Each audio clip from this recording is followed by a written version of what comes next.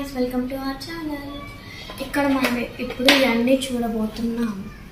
First ఇదేమో camel geometry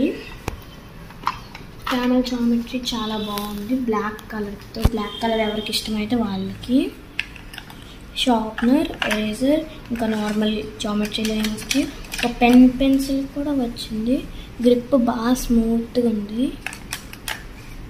ఇంకా అంతే. ఇప్పుడు క్లాస్మేట్ది చూద్దాం.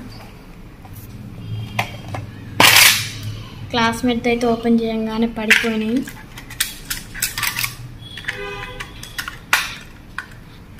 క్యామెల్దేమో నాది, ఈ క్లాస్మేట్దేమో మా బ్రదర్ది.